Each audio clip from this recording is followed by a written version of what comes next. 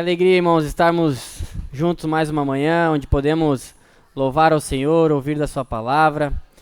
Quero convidar os irmãos a abrir as escrituras comigo em 1 Pedro.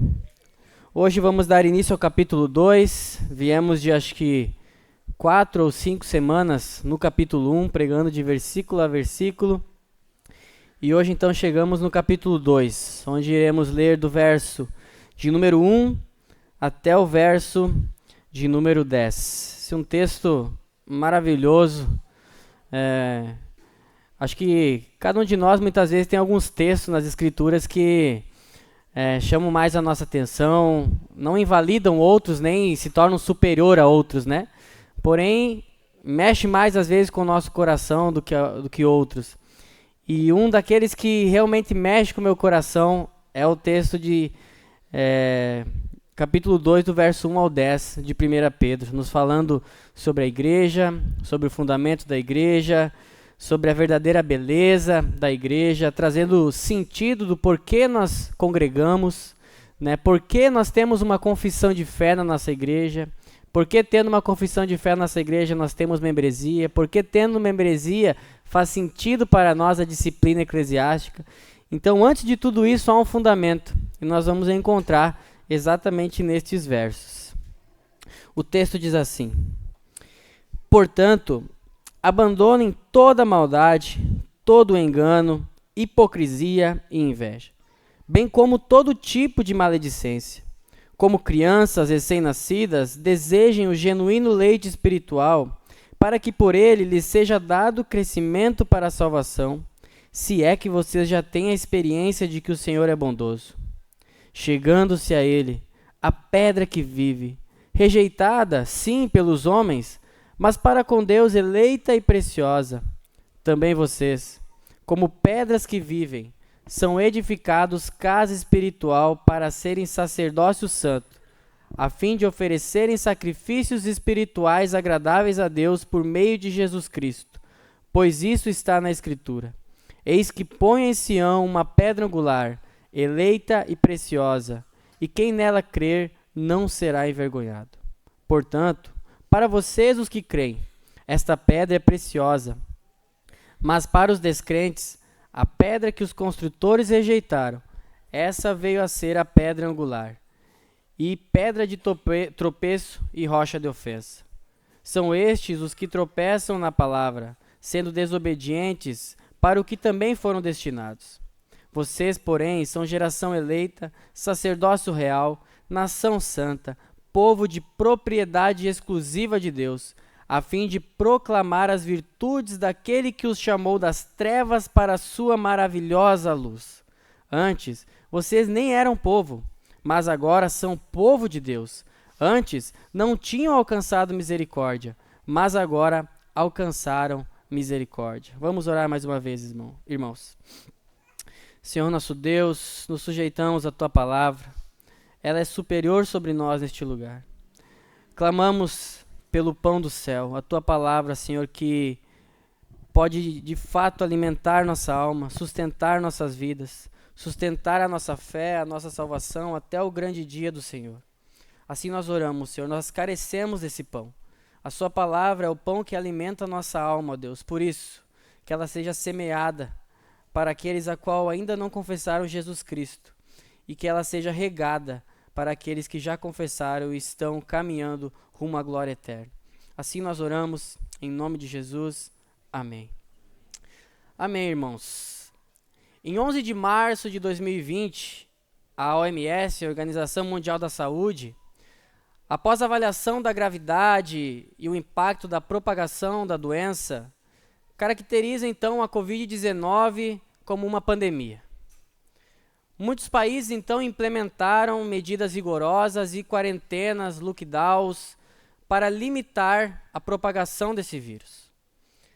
Essas medidas acabaram então fechando estabelecimentos comerciais, acabaram fechando escolas, acabaram fechando eventos esportivos, todo tipo de reunião, de encontros, e também acabaram fechando igrejas. Porém, a pandemia revelou muitas coisas no coração da igreja brasileira. Essas crises, muitas vezes, quando acontecem, acabam revelando exatamente o que existe no coração. Revelou para muitos cristãos que se diziam evangélicos que congregar online não tem problema. Que batizar online também é normal, não tem problema. Que cear online também não tem problema.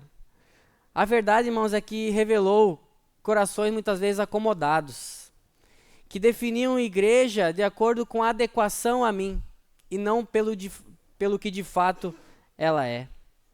Isso ocorre, irmão, porque se pensa muito igreja em adequação ao invés da sua fundamentação.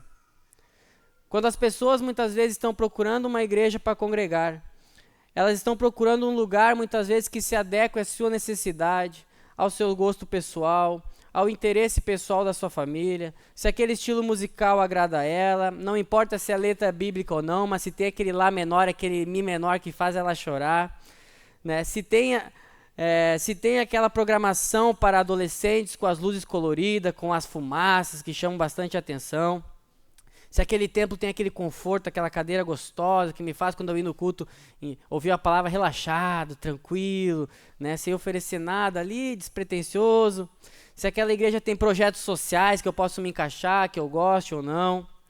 Então, normalmente, esses fatores têm falado mais alto quando algumas pessoas têm procurado congregar em igrejas.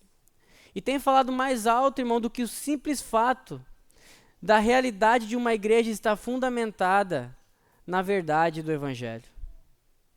A verdade e o fundamento da igreja, muitas vezes, tem ficado em segundo plano quanto à escolha das pessoas para congregar. Normalmente, se nós perguntamos a algumas pessoas, né, por que você procura uma igreja? Qual o critério da sua escolha para escolher uma igreja para congregar? Infelizmente, irmãos, muitos não irão dizer que o critério principal é Jesus Cristo e a pregação do Evangelho. E acabam pensando, a igreja que se encaixe nos meus moldes, e não uma igreja que eu me encaixo porque eu sou membro e ela é o corpo de Cristo. E nós vamos ver nesse texto que as coisas não funcionam bem assim. Que o valor da igreja, o fundamento da igreja, o que realmente importa é Cristo. Cristo, ele é a pedra angular da igreja. E nós somos as pedras vivas, erguidas em harmonia para formar a casa espiritual de Deus aqui na terra. Então, Cristo, ele vai ser, a pedra angular que sustenta e dá força à sua igreja. Nós também vamos ver que a verdadeira força que a igreja possui não reside nas suas atividades, no seu orçamento, nos seus edifícios ou na sua estrutura. Em vez disso, é o fundamento que torna uma igreja sólida e duradoura aqui na terra. Hoje, infelizmente, muitas igrejas, elas destacam suas estruturas imponentes e eventos grandiosos, tentando demonstrar que ela de fato é uma igreja relevante, que ela de fato é uma igreja bíblica. No entanto, essa ênfase em aparência, em números, pode na verdade revelar uma falta crucial na igreja, que é a ausência de Cristo, a pedra fundamental e central. Eu passei por um evangelismo esses dias. Estava eu no parque com meu filho, minha filha e minha esposa. E daí chegou 2 irmãos de uma igreja, chegaram com um ônibus gigante, com o nome da igreja, plotado o nome da igreja, assim, já apavorando o lugar, né? Aí vieram até mim, daí começaram a falar, e a única palavra que eles não falaram foi Jesus, ou arrependimento, ou pecado, nesse evangelismo. E eu dei um pouco de conversa, assim, e daí o irmão começou, porque você já conhece aquela escola tal, nossa igreja? E eu, pelo Instagram e vídeo que chega até mim, disse, não, conheço. E ele, então nós alugamos, vamos comprar um terreno, fazer uma faculdade para 3.000 pessoas. Tipo, que evangelismo que quer impressionar com o número, com o dinheiro, com aquilo que a igreja está fazendo, e não de fato com a pregação do evangelho. Então é nítido que isso ocorre. Na nossa redondeza, é só nós olharmos ao nosso redor e isso acontece diariamente. Tentando impressionar ou tentando conduzir você ao verdadeiro evangelho a partir de uma estrutura, a partir de uma grandiosidade de orçamento financeiro, com uma demonstração, olha, Deus está aprovando, porque aquilo está muito grande. Né? Mas, graças a Deus, temos 10 anos aí de caminhada, nós começamos debaixo da ponte, né? Daí eu disse pro irmão, né? Irmão, eu conheço bem a igreja que você congrega, conheço seu pastor, discordo em muitos pontos dele. E, porém, nós cremos em Jesus Cristo, né? Amém? E ele, amém. Então, vamos brincar ali no parquinho, vamos voltar a nossa rotina aí, para nós não se estender muito aqui, né? Vamos no culto domingo. Então, isso acontece, irmãos, né? Então, nós vamos ver que o verdadeiro fundamento da igreja, até no evangelismo, tem se perdido. A forma de você querer conquistar uma pessoa ou evangelizar uma pessoa, de trazer ela para a igreja e trazer o verdadeiro sentido e interesse de por que ela congrega, muitas vezes tem sido apagado no próprio evangelismo nas ruas. Então, nessa carta, nós vamos ver o que realmente nos importa. E o capítulo 2 começa então dizendo ali: portanto, abandonem toda maldade, todo engano, hipocrisia e inveja, bem como todo tipo de maledicência. Nessa palavra, portanto, ela vai conectar aquilo que estava sendo dito antes. Né? Pedro ele encerra o capítulo 1 ali, se você ler comigo, com uma sentença, onde dá para ver que as escrituras, ela chama para ela mesma toda a autoridade sobre o que é de fato o evangelho.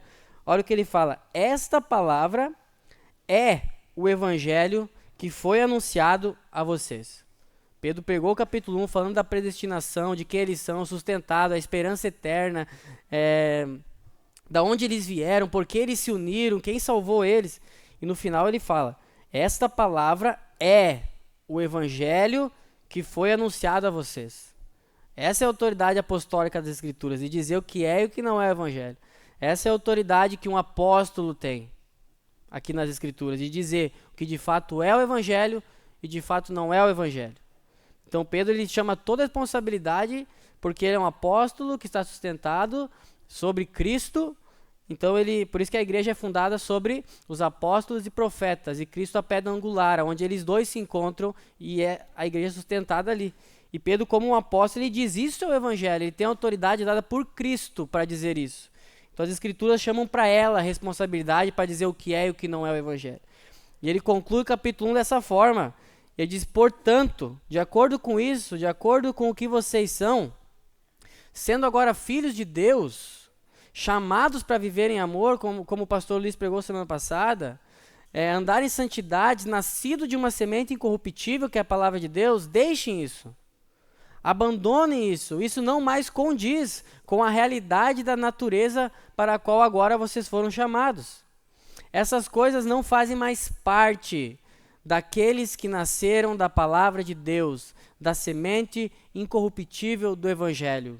Faz sentido então, irmãos, vendo isso, que Pedro diz: abandone isso. Não faz mais sentido para vocês. Não é mais a realidade da natureza de vocês. Pedro, assim como um pai, ele está preocupado com o desenvolvimento saudável dos seus filhos. Ele enfatiza a importância de um alimento espiritual para o crescimento espiritual do povo de Deus. Ele passa então agora desse primeiro verso da exortação sobre o que deve ser de fato abandonado, e ele vai entrar agora na instrução sobre o que de fato deve ser desejado. O crescimento espiritual, então, não depende, irmãos, apenas daquilo que nós renunciamos, do pecado que nós deixamos. Mas o crescimento espiritual também depende daquilo que nós desejamos agora. Da ingestão do alimento espiritual genuíno que agora nós estamos ingerindo. Então, do verso 1 para o 2, ele vai fazer essa transição. Ele exorta o que você deve abandonar. E agora, o que vocês devem, então, desejar? Veja como não há ponto neutro. Abandone isso e fique vagando, e fique adivinhando, fique achando alguma coisa. Aqui Pedro deixa claro: abandone isso e caminhe aqui, ó. Não deseje mais isso, deseje isso aqui, ó. É assim que funciona. E ele fala: como crianças recém-nascidas, desejem o genuíno leite espiritual. É importante aqui, irmão, nós prestarmos atenção que com esse exemplo de crianças recém-nascidas, Pedro não está falando que a fé daqueles irmãos era uma fé imatura, uma fé fraca. Mas o exemplo aqui de criança recém-nascida é para linkar e conectar com o tipo de desejo que eles deveriam ter pelo novo alimento. Uma criança recém-nascida, se você vê, ela anseia pelo leite materno como tudo que ela possui. Como o leite materno é a sua vida, é o seu sustento, é o seu alimento, né? Não há nada que ela deseje mais do que o leite materno, né? Não há pai carinhoso que possa segurar uma criança no colo e fazer ela dormir quando ela quer o leite materno, né? Eu até hoje lá em casa é assim, né? Ela gosta de mim até tá com fome, né? Então é assim que funciona. Então uma criança, quando ela quer o leite materno, para ela é tudo que ela deseja, ela não quer saber de outra coisa. Pode vir qualquer pessoa do mundo, pode dar milhões de reais para ela, não, para ela é só aquilo que vai fazer ela se alimentar de fato. Então o exemplo de Pedro tratando de crianças não tem a ver com imaturidade, mas é para linkar o tipo de desejo que aqueles cristãos deveriam ter agora pelo alimento genuíno do Evangelho. Então, pensando dessa forma, Pedro está indicando que todos os crentes, de alguma forma, serão sempre bebês que precisam constantemente de um alimento da palavra de Deus.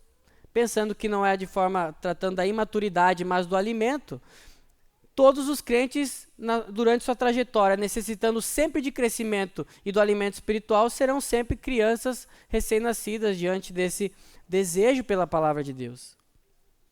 Então nós podemos concluir que mesmo que se nós tivermos 100 anos de crente, se Deus permitir eu chegar, eu tenho 13, então eu tenho que viver só mais 83, 87? Se eu viver mais 87 anos, para completar meus 100 anos de cristão, sempre de alguma forma nós seremos como crianças recém-nascidas, desejando o genuíno leite espiritual, porque nós estamos em constante crescimento até o grande dia do Senhor ou até que sejamos recolhidos por Ele. E o leite genuíno espiritual refere-se à palavra de Deus. No capítulo 1, no verso 23, Pedro está de forma incisiva falando que aqueles irmãos haviam sido gerados pela palavra de Deus. Então, Pedro estava incisivo que aqueles irmãos vieram a nascer pela palavra de Deus, que foi a palavra de Deus que deu vida a ele. E aqui nós vamos ver Pedro também continuando insistindo, dizendo que é a palavra de Deus que irá nutrir essa nova vida. Você já viu por acaso, irmãos, você plantar uma semente de maçã, regar ela com querosene e esperar que essa maçã nasça linda e saborosa? É impossível. Não tem como. É isso que Pedro está falando. Não é possível plantar uma semente do Evangelho, querer que ela cresça para a salvação, como o texto diz, e ela não ser alimentada pela própria palavra de Deus, por algo que não é adulterado, genuíno, sem misturas. É isso que o autor está deixando claro quando fala de genuíno, que essa semente preciosa, incorruptível, que foi lançada no coração, para que ela alcance a salvação no grande dia, ela deve ser regada e alimentada pelo genuíno leite espiritual, sem misturas, sem adulteração. E é interessante nós pensarmos que essa expressão no grego, galalógicos, estou treinando o grego faz uma semana de aula, irmãos. Deus vai me abençoar. Não deu tempo, o Guto ele manda muito melhor no grego, só que não deu tempo de enviar para ele falar para mim como que é, né? Ele manda bem. Qualquer dúvida que você tiver no grego, pode perguntar para o Augusto aqui. Então essa frase traduzida como leite espiritual, ela tem um rico significado, essa palavra lógicos. É o adjetivo correspondente ao substantivo logos. Logos é a grande palavra estoica que significa a razão que guia o universo, ou também quer dizer mente ou razão, e também equivale à palavra. Então, se Pedro vem falando da palavra, acabara de falar sobre a palavra de Deus que vive e permanece, que deu a vida, Pedro está falando e tem em mente ao mencionar o leite genuíno, a palavra de Deus que deve ser ingerida para que haja crescimento. Então aqui nós vamos ver que não tem a ver com o ration, que é do latim, essa palavra lógico, algo que eu entendo, né? Mas tem a ver com o grego ali, que é a palavra de Deus que traz o alimento e não a nossa razão que nos alimenta. Amém, irmãos? E o texto continua, se é que vocês já têm a experiência que o Senhor é bondoso. Aqui Pedro está dando um estímulo para que esse desejo ardente pelo alimento espiritual venha a crescer. É exatamente o fato deles já terem provado da semente do Evangelho, já terem saboreado do Evangelho, já terem saboreado da bondade de Deus, já terem ouvido da mensagem do Evangelho, que eles têm esse estímulo para buscar esse crescimento e se alimentar da palavra. Veja que é próprio nós termos provado, Deus ter vindo ao nosso encontro, semeado a palavra de Deus. É esse o estímulo, o impulso que Deus começou em nós, que vai nos levar a querer e a desejar agora um crescimento no Evangelho. Aqui quando ele fala, se é que tendes provado que o Senhor é bondoso, ele está falando que foi Deus que teve a iniciativa de os visitar com bondade, com misericórdia e graça, para que vocês agora desejem o genuíno leite espiritual. Então Pedro conclui essa primeira parte, onde ele está falando sobre nós, sobre o que nós devemos fazer. Ele exortou então os crentes a abandonarem as práticas do pecado, da maldade, da hipocrisia, que não são compatíveis mais com a nova realidade, a natureza do Evangelho. E em vez disso, eles devem desejar intensamente o leite espiritual, que é a palavra de Deus, essencial para o crescimento espiritual. Pedro então usou uma metáfora de uma criança recém-nascida para ilustrar o tipo de desejo que os crentes então devem ter pela palavra de Deus, um alimento puro, genuíno e não adulterado, e que a palavra de Deus é viva e permanece para sempre, e ela é então o único alimento que pode proporcionar para nós cristãos o verdadeiro crescimento espiritual.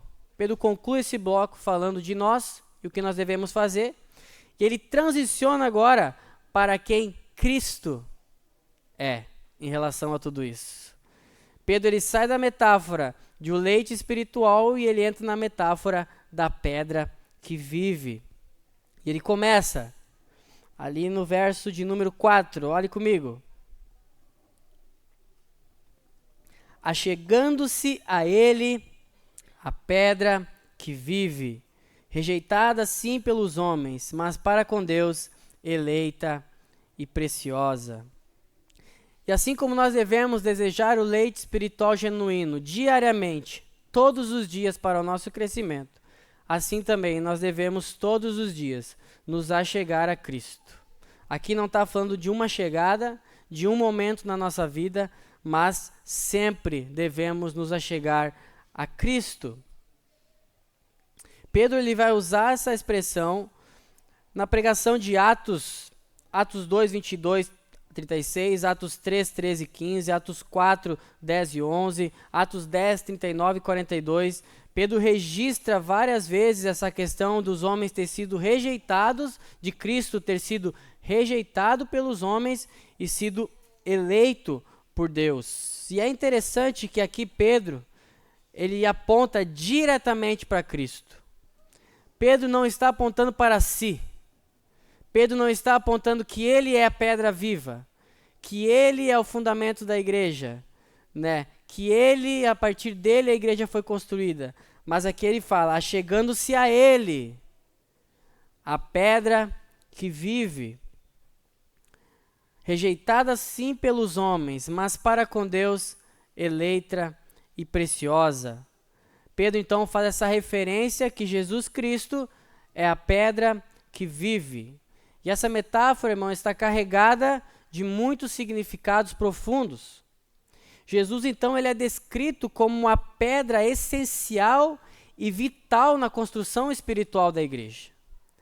Cristo não é somente, então, a pedra que sustenta, mas ele também é a pedra que dá vida aos crentes. Por isso, se nós pensarmos no dia a dia, pedra que vive, não faz sentido.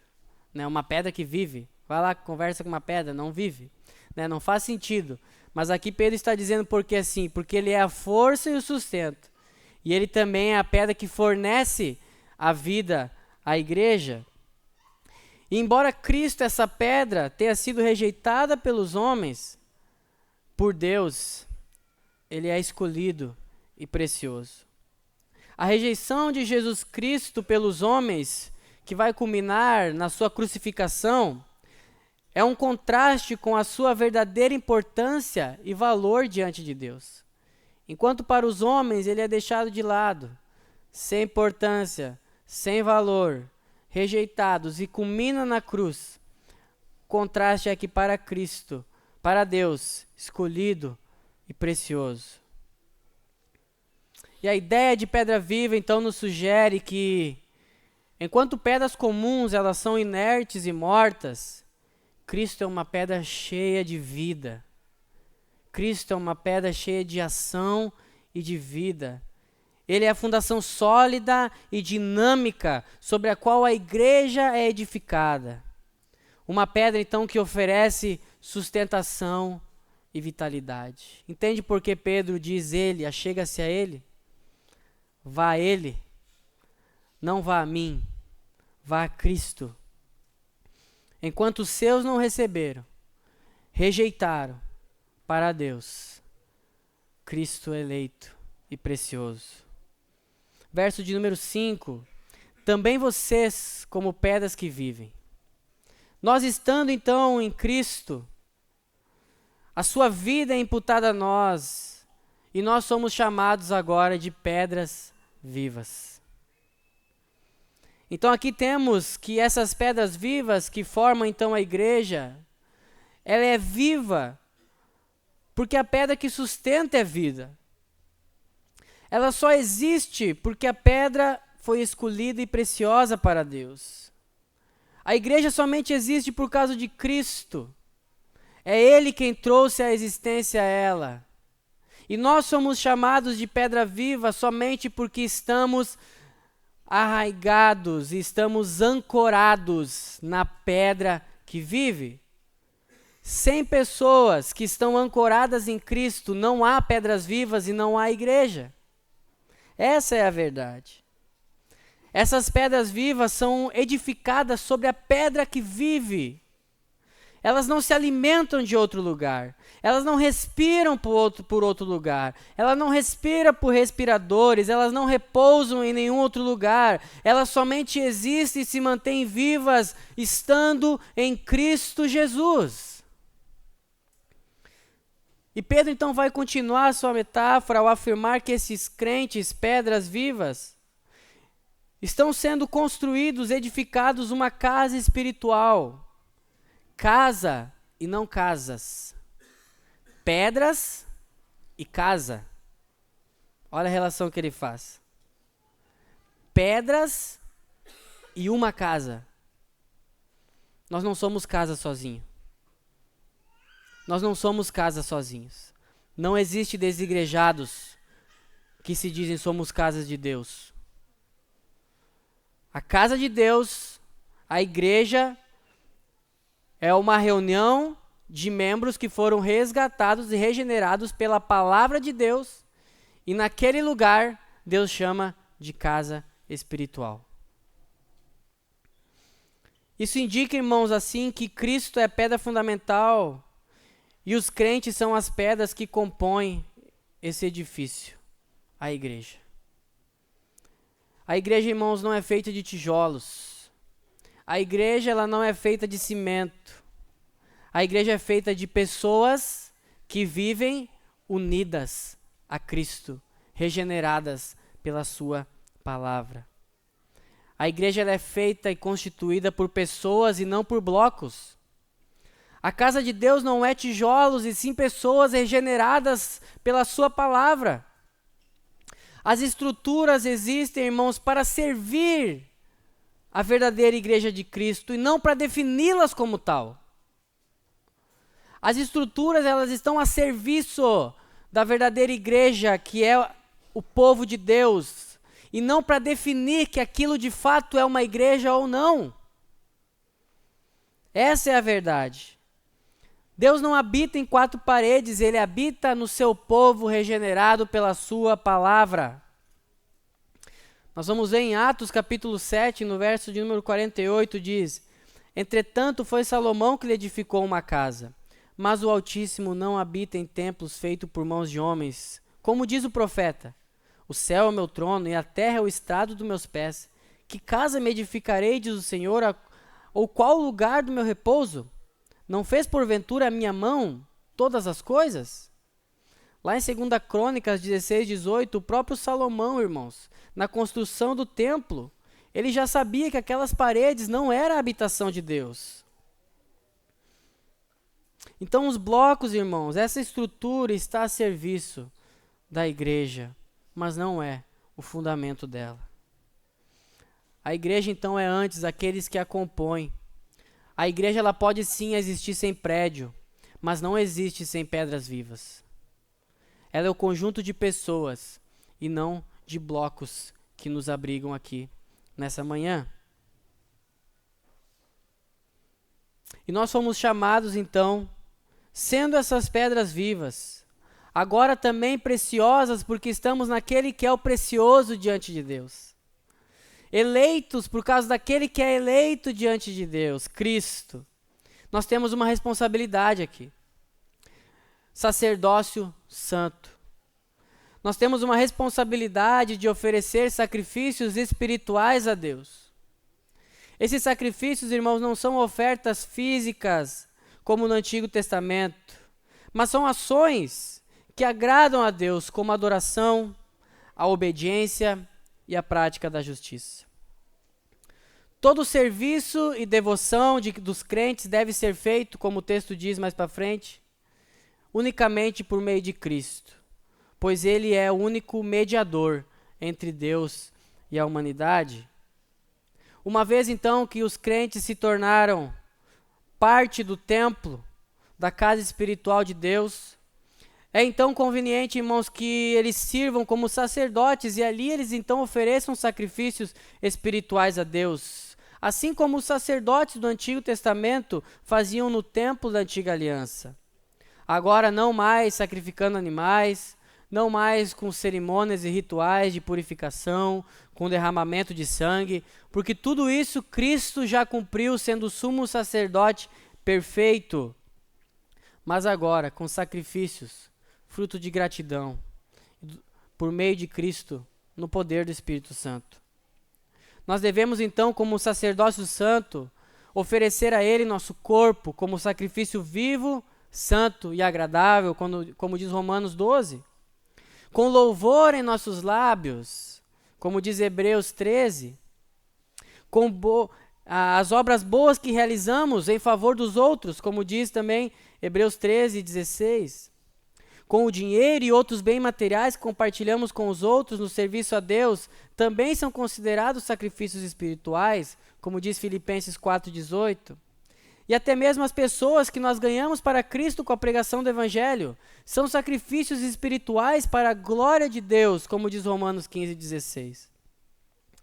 Então Pedro ressalta que todos esses sacrifícios espirituais devem ser oferecidos por nós que somos casa de Deus.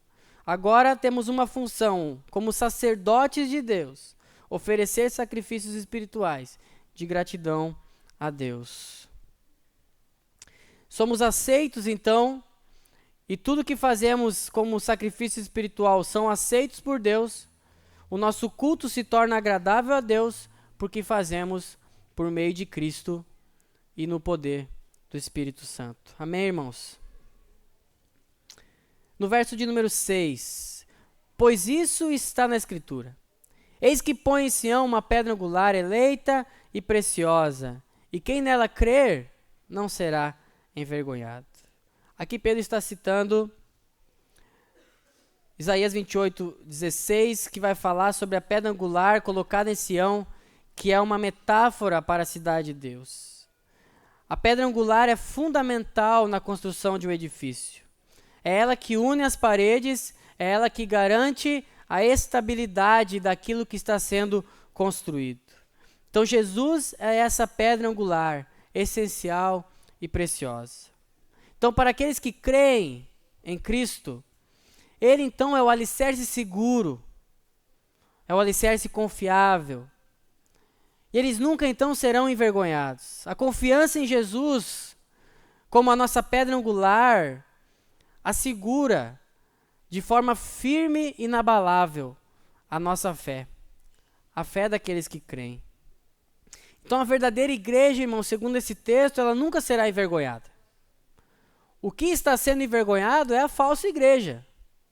Segundo o texto, fala que ela nunca será envergonhada e jamais ela também se envergonhará de Cristo. no verso de número 7, portanto, para vocês os que creem, essa pedra é preciosa, mas para os descrentes, a pedra que os construtores rejeitaram, essa veio a ser a pedra angular. Pedro, então, ele faz uma comparação aqui entre os que creem e os que não creem. Se para os que creem, então, ela é o firme fundamento da sua fé, para que não creem, ela é a pedra rejeitada, como o Salmo 118, verso 22, a pedra rejeitada pelos construtores. E essa rejeição, ela não diminui a importância de Cristo, pelo contrário, ele se torna a pedra angular ainda mais na construção espiritual. E aqueles que também negam, aqueles que também rejeitam Cristo, ele é uma pedra de tropeço e ofensa.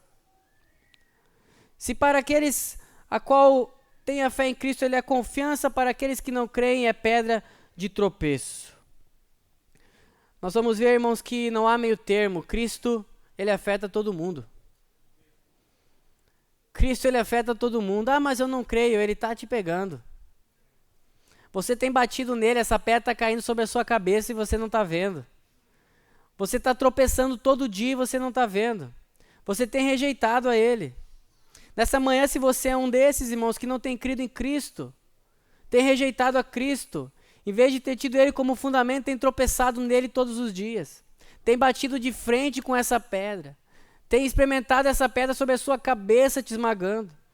Nessa manhã, irmãos, é uma manhã que você pode receber da palavra de Deus, se arrepender dos seus pecados, irmãos, e ter Cristo como seu firme fundamento da sua fé.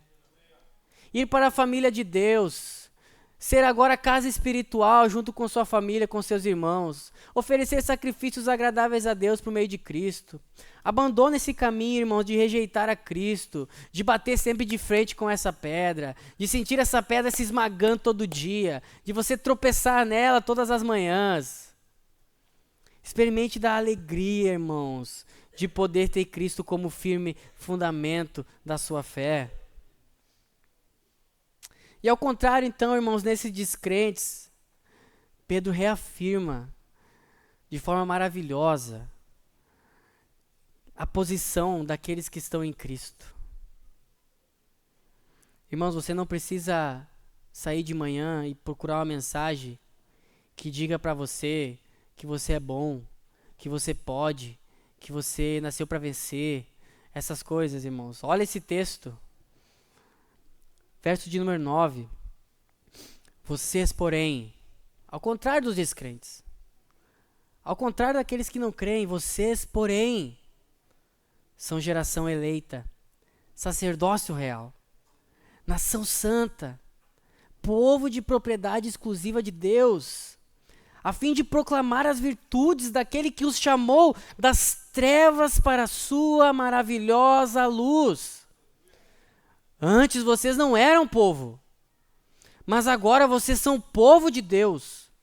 Antes não tinham alcançado misericórdia, mas agora alcançaram misericórdia.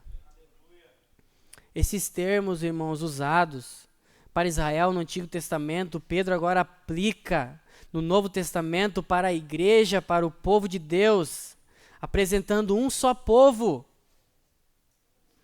E traz a nascente da igreja. Deus nos fez igreja pela sua misericórdia.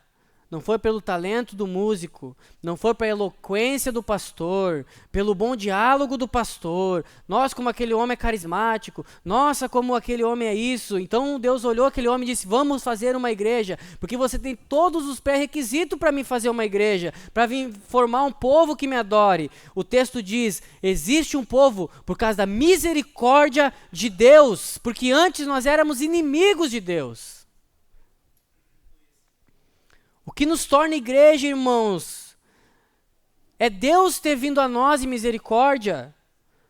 O que nos torna um povo convocado para se reunir numa manhã como essa e adorar a Deus e não dar bola para o calor, não dar bola para outras coisas que vão acontecer, mas ser convocados, irmãos, para estarmos reunidos e adorar a Deus.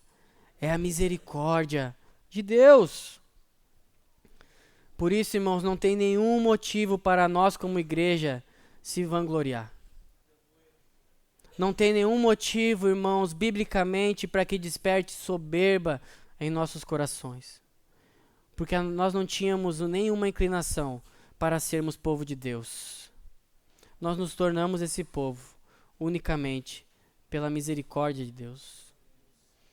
E temos mais, se como casas espirituais nós temos e sacerdócio santo, de oferecer sacrifícios espirituais, agora como um povo reunido pela misericórdia de Deus, nós temos outra função, com a finalidade de proclamar as virtudes, minha, sua, dele, não, daquele que vos chamou das trevas para a sua maravilhosa luz.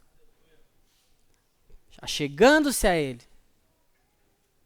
Agora nós temos esse papel, irmãos. Alcançados pela misericórdia de Deus, proclamar as virtudes de Cristo, daquele que nos chamou das trevas para a sua maravilhosa luz. E caminhando para a conclusão, eu faço uma pergunta. Qual é o verdadeiro valor da igreja para você? Qual é o nosso valor aqui reunidos? Quando alguém te pergunta como vai sua igreja? Quando alguém te pergunta qual o valor da sua igreja? O que vem na sua cabeça? Os eventos? O número de membros? O valor do dízimo? A quantia das ofertas? O talento dos músicos? O investimento em obras? Qual que é o valor da sua igreja? Quanto ela custa? O verdadeiro valor da igreja, irmãos, não está nas qualidades dos homens, nem nos feitos que esses homens fazem, mas no preço que Cristo pagou para que ela viesse a existir. Este é o valor da igreja. O valor da igreja não resiste nas suas ações, mas na sua ligação com Cristo. Se ela de fato está ancorada em Cristo. E o nosso valor como pedras vivas não se encontra em nossa utilidade na igreja, mas na preciosidade que Cristo tem para Deus. Cristo foi rejeitado pelos homens, mas para Deus, eleito e precioso. A rejeição humana contrasta com este apreço divino por Cristo. Então, de acordo com Pedro, que se nós somos raça eleita e sacerdócio real, nação santa e povo de propriedade exclusiva de Deus, é uma realidade que só existe para nós por causa do apreço que Deus tem pelo seu Filho. Se somos eleitos, é porque Cristo é eleito de Deus. Se somos sacerdócio real, é porque Cristo é o sumo sacerdote. Se somos povo de propriedade exclusiva, é porque Cristo se entregou por inteiro. E se somos pedras vivas, é unicamente pelo fato de estarmos ancorados na pedra que vive. Esse é o valor da igreja. Você tem achado graça na igreja? Você tem achado um peso vir na igreja? Acordar 9h40 no domingo é pesado para você? Vocês querem que nós passamos o culto para as 11?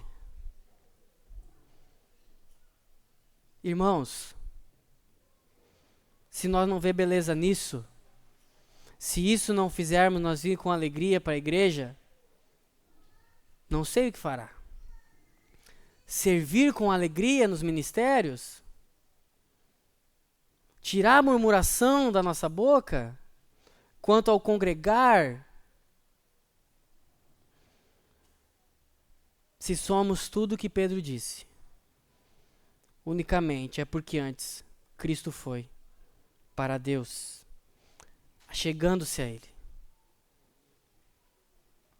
E o que indica então, irmãos, que aquela igreja, se aquela igreja está de fato ancorada na pedra que vive. Alguns pontos para nós olharmos, observarmos, conduzirmos nossos irmãos. O primeiro ponto, o crescimento espiritual das pedras vivas. A verdadeira saúde da igreja ancorada em Cristo deve ser avaliada pelo crescimento das pedras vivas.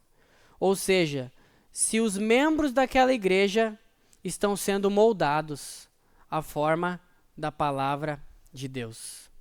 Esse é um sinal. Outro ponto, conhecimento de Deus e de Jesus Cristo. Verificar se os membros estão crescendo no conhecimento de Deus e de Jesus. Isso indica um desenvolvimento espiritual saudável. Se aqueles membros daquela igreja estão de fato crescendo no conhecimento de Deus e no conhecimento da pessoa de Jesus Cristo, isso vai indicar que aquela igreja está de fato se alimentando do verdadeiro leite genuíno espiritual. Se está havendo arrependimento genuíno. A presença de arrependimento genuíno entre os membros demonstra um coração transformado e uma verdadeira resposta ao Evangelho. Se naquela comunidade está havendo verdadeiro arrependimento, as pessoas se arrependem, como Pedro disse, elas abandonam e correm se alimentar de outra coisa. Se está havendo essa divisão na vida das pessoas, se de fato a palavra está fazendo aquele stop, até aqui você vê assim, a partir daqui você não vai mais ser assim. Isso deve acontecer na igreja de Cristo.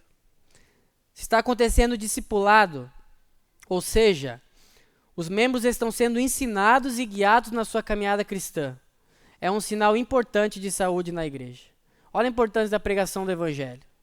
Se eu chego aqui essa manhã e ofereço e sirvo os irmãos, porque nós vemos como um servir à mesa, nós lidamos aqui com alimento, com crescimento, com gerar vida para aqueles que estavam mortos. Então, se eu não sirvo a palavra de Deus essa manhã, eu não estou regando a palavra que foi semeada verdadeira na vida dos irmãos, e o que era para chegar à salvação, não é regada, acaba morrendo. Então, é necessário e importante que os irmãos sejam guiados na caminhada cristã. A importância do púlpito ser bíblico. Veja a importância nesse texto do púlpito ser bíblico, alimentar a salvação daquelas pessoas com a própria palavra de Deus. É esse o compromisso que nós temos antes de todas as coisas. Aqui, vocês como membro também, no discipulado um ao outro, vocês têm esse comissionamento de Cristo, de alimentar seus irmãos com a palavra, de regar aquilo que Deus plantou, aquela semente do Evangelho, com a palavra de Deus. E o último ponto que eu já comentei um pouco, a pregação do Evangelho. A continuidade, a fidelidade na pregação do Evangelho é essencial para o crescimento espiritual da igreja e para a saúde dos seus membros. A pregação do Evangelho é crucial para a saúde e crescimento espiritual dos seus membros. Concluímos então, irmãos, que Deus tem um plano por meio da igreja. Sempre foi. Esses tempos chegou para mim esqueci o nome dos videozinhos ali. Wills. Chegou para mim ali um homem que se diz profeta na nação brasileira. Aí ele dizendo assim, porque agora chegou o tempo em que Deus vai fazer por meio da igreja. E eu olhei aquele vídeo e disse, teve um tempo que não foi?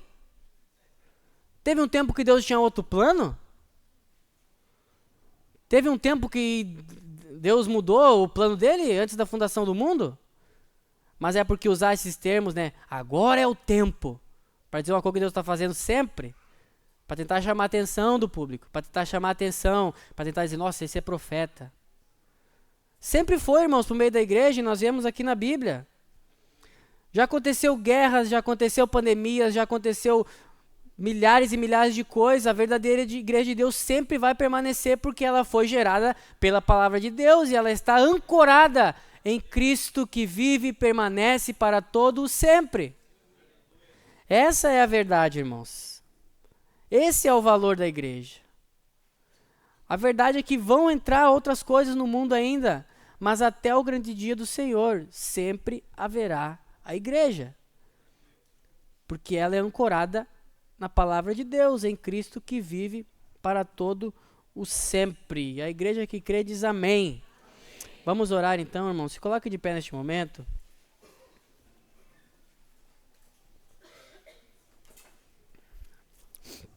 Sejamos renovados essa manhã. Cristo está entre nós. O Senhor habita no meio do seu povo. Porque aqui há pessoas regeneradas pela sua palavra. Pessoas que foram comissionadas a se reunir como um povo de Deus. E Ele nos chama de casa espiritual. Eu não afirmo a presença de Cristo neste lugar, nem a presença do Espírito porque alguém sentiu alguma coisa. Eu afirmo por causa da pregação do Evangelho. Porque tem pessoas que foram encontradas pela sua palavra. Pessoas que foram reunidas e regeneradas pela palavra de Deus. E Cristo se faz presente no meio do seu povo. E Deus essa manhã pode salvar pessoas pela pregação do Evangelho e o poder do Espírito. Pode renovar pessoas que estão desanimadas com a igreja, que estão cansadas de congregar, que não entendem mais o valor e o porquê que eu devo congregar. E Deus faz todas essas coisas em nosso meio, por meio da sua palavra e o poder do Espírito Santo. Amém?